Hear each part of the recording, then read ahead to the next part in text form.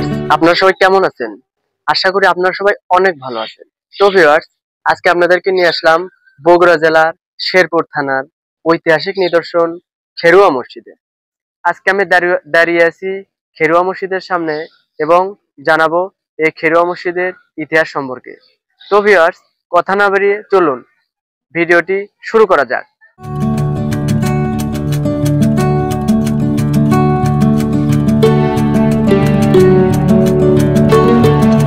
Hello দর্শক, আজকে আমরা চলে আসছি বগুড়া জেলার শেরপুর থানার প্রাচীন ঐতিহাসিক নিদর্শন খেরুয়া মসজিদে।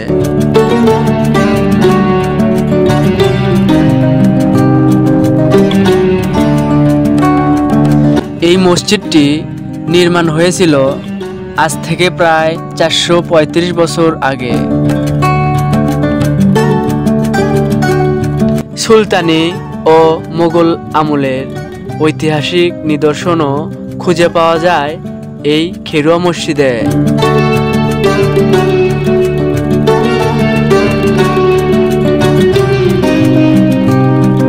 এমনকি শুক্রবারের দিনে এই মসজিদে অনেক মুসল্লির আগমন ঘটে। দেশ বিদেশ থেকে অনেক দর্শনার্থী দেখতে আসে এই খেরুয়া মসজিদ।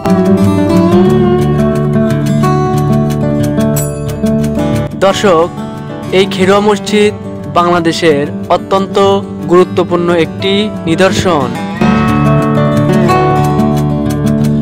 মোগল পূর্ব সুলতানি আমলের স্থাপত্য শৈলীর সঙ্গে মোগল স্থাপত্য শৈলী সমন্বয়ে নির্মিত হয়েছিল এই মসজিদটি।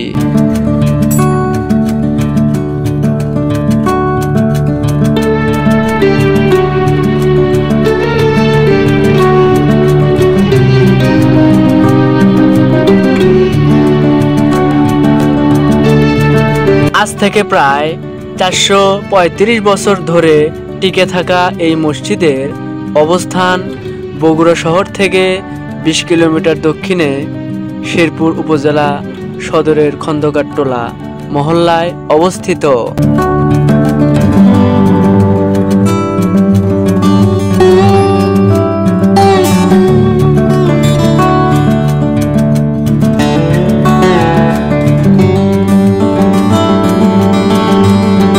কালের সাক্ষী হয়ে দাঁড়িয়ে আছে এই মসজিদটি।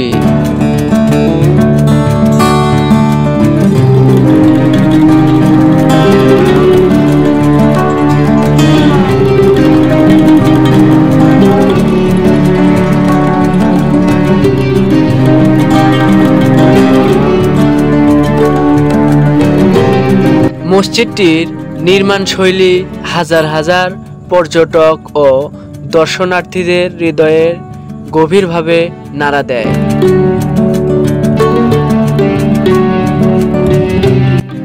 সম্রাট আকবরের সময় নির্মিত হওয়ায় কিছু অসঙ্গতি প্রকাশ পায় এই মসজিদটিকে নিয়ে।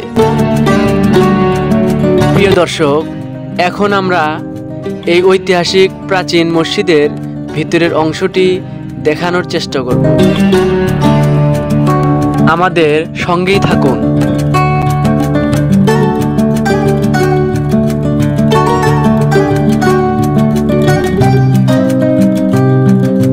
মসজিদের ভেতরের দেয়ালগুলোতে রয়েছে সুলতানি আমলের জ্যামিতিক নকশা ও খচিত কারুকাজ।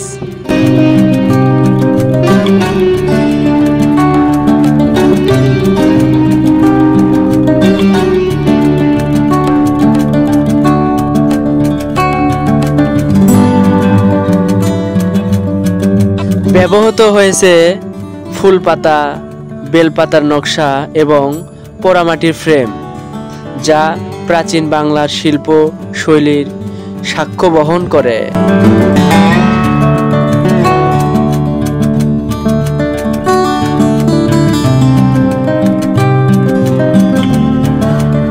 প্রিয় দর্শক, বিশেষ করে পশ্চিম দিকের মেহরাবের খাজে খাজে চোখ বাঁধানো কারুকাজ রয়েছে।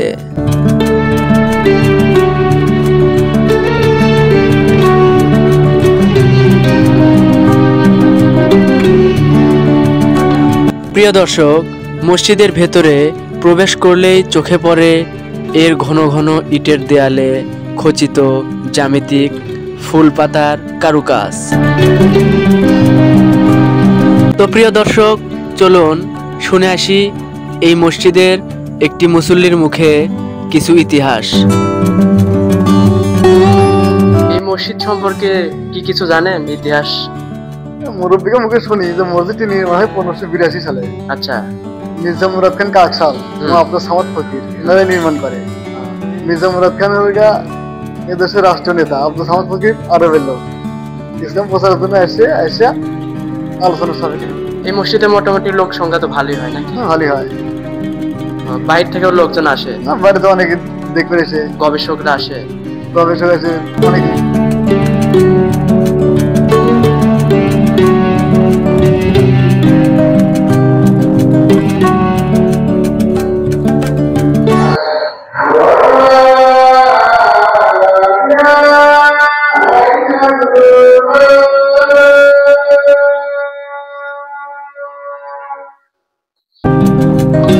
ছাদের গম্বুজের নিচে থাকা গোলাকার অংশগুলোর কিনারে নকশা করা হয়েছে সূক্ষ্ম গাঁথনির রেখা।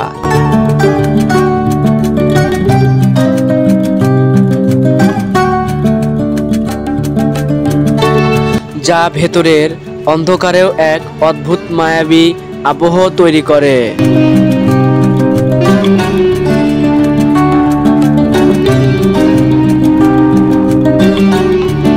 গম্বুজের কেন্দ্রবিন্দুতে সূক্ষ্ম ক্যালিগ্রাফি বা লতা পাতার কারুকাজ দেখা যায়, যদিও সময়ের সাথে কিছুটা অংশ ঝাপসা হয়ে যাচ্ছে।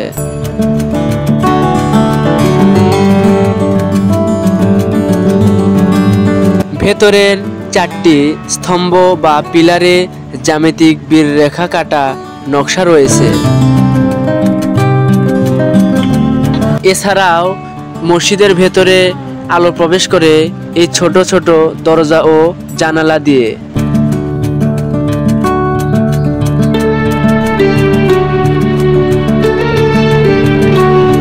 মসজিদের সামনে থাকা কবরটি সুজু খানের। এই মসজিদের প্রতিষ্ঠাতা, যিনি 1882 সালে এটি নির্মাণ করেন। মসজিদের দেয়ালে খোদাই করা কলসি চিহ্ন ওই সময়ের পানীয় জলের প্রতীক, যা পবিত্রতা ও পরিশুদ্ধতার বার্তা বহন করে। আর দেওয়ালে খোদাই করা আরবি লেখাগুলো মূলত কোরআনের আয়াত বা ইসলামী দোয়া।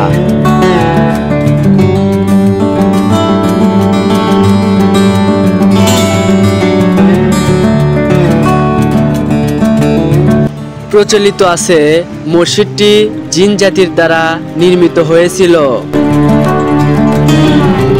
তবে এসব ধারণার পরিবর্তন হয়েছে এখন। প্রতিদিন দেশের বিভিন্ন জায়গা থেকে পর্যটক ও দর্শনার্থী দেখতে আসে এই প্রাচীন মসজিদটি। এছাড়াও মাঝে মাঝে পর্যটক ও গবেষকদের দেখা মিলে বগুড়া শেরপুর এই মসজিদে।